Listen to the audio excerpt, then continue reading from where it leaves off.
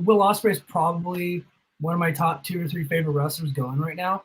I think he's a really good promo, but I think his backstory we haven't really dug into yet. And like, what is his why? We don't exactly know yet.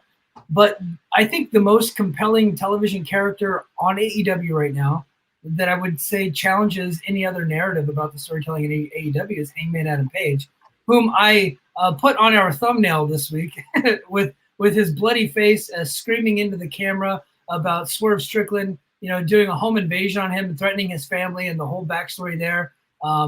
He ended up not winning last night, which puzzled me. It was a weird choice. It was a very weird choice. I felt like, that's where the story was going. But I still find him to be a compelling character. What are your thoughts on the character of Hangman Adam Page and where he's going with it right now?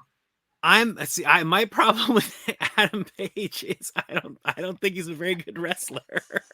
Really? We were doing so good. I know. He just sort of doesn't do it for me. I wish he did. I don't know why. There's something about him. Like, of all the guys in the Elite, he's the one who I'm sort of like, yeah, he's okay. I think the story with Swerve is really good.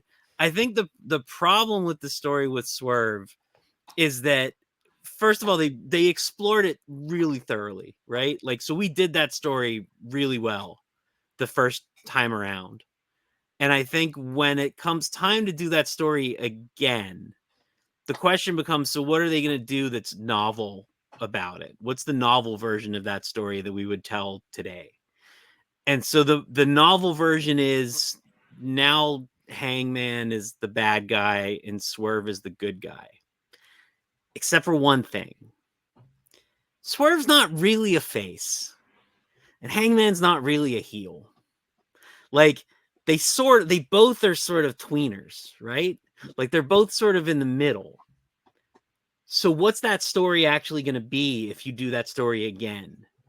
Right? Like, I think there's a practical problem to running that story again that makes sense not to do it, because as soon as he came back, like, it made when it was like, who's going to be the mystery guy, I think like that week might have been even the first time I did a recap episode, and I was like, it's obviously Hangman Adam Page, like 100% it's going to be Hangman Adam Page. So, like, it wasn't a surprise that it was going to be him. But my thing is, like, those 3 matches that they did told the story in a very compact, very compelling way, possibly too compactly, right? But it really had a beginning, middle, and end, and it had sort of a finite point where, like, the audience decided.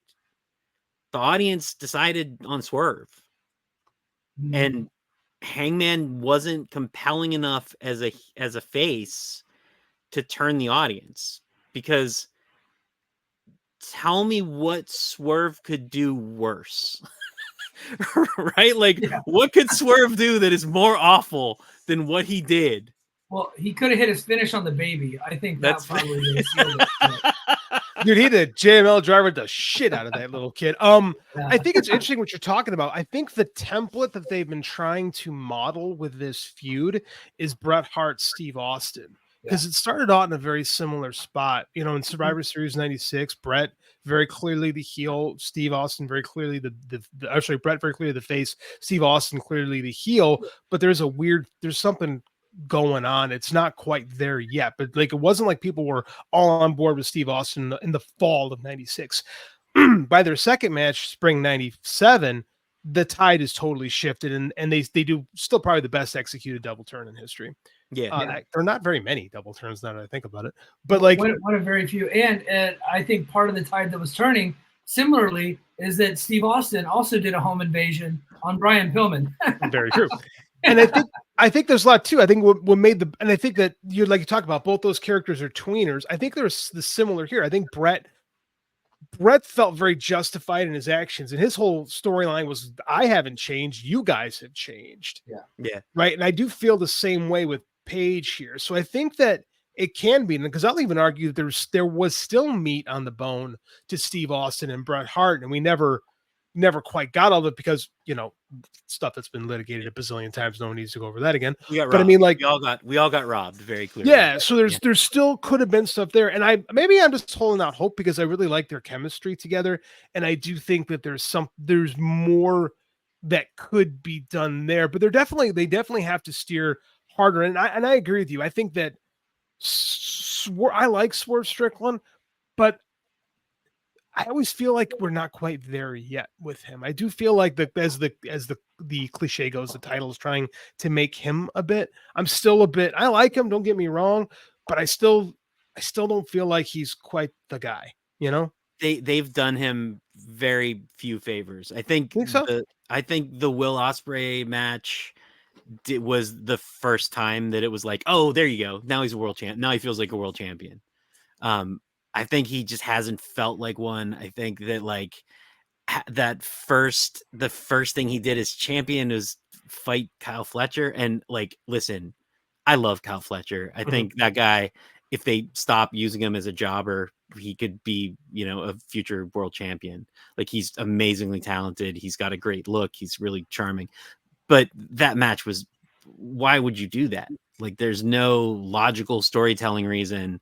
Like, it doesn't put Swerve over. It doesn't make Swerve feel honored. It just makes it felt like a warm-up match, you know? And that's how they introduced him as a champion. Like, it's ridiculous. It's just bad storytelling.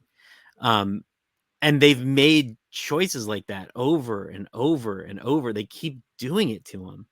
So I think just the booking in general hasn't done Swerve any favors. And then I think on top of that, the feuds, I love Christian Cage. I think Christian Cage is one of the best heels in wrestling, but that feud was not the right feud. Like, it didn't have legs. It wasn't given time to grow. It wasn't given time to be anything. It was what it was. It was like, this is the guy you're fighting now. This is the guy that you're up against. And what they did that was interesting is the actual feud was against the Elite, right? Like, that's really what that feud was. But the Elite set up the fight and then pissed off. They just had nothing to do with it. And it's like, no, but that's the story. Like, that needs to be the story. That's actually where the conflict is. And then the fact that Christian Cage was just a one-off bad guy doesn't matter, because you're making it about, we're manipulating this. You're not who we want to be in here, and we're going to ruin it for you. You know, that, and I think they're getting there. I think they're starting to, like, that's going to become the story ultimately. But even that gets weird, because then what's the story with Bryan Danielson? Like, it's weird. It's a very weird choice. And I loved, like you guys said, like, I thought yesterday's Dynamite was sensational. Like, I think it might have been the best episode in months, from top to bottom. Like, it did everything. Even again in the episode, I shot the episode, then I shot my episode yesterday about what was wrong with AEW, then watched it, and then was like, oh, I gotta go shoot more. And then I shot an edition where I was like, listen, they actually did a bunch of the things that I talk about in this video, so, you know, disregard some of it, but hopefully they keep doing that and it actually makes a difference. Because so much, like, it did so much of that stuff right. And I think it did it in a way that, like, to your point of it not feeling like WWE, I think they got the good stuff that WWE does. And I think they did it in a really smart way. But like,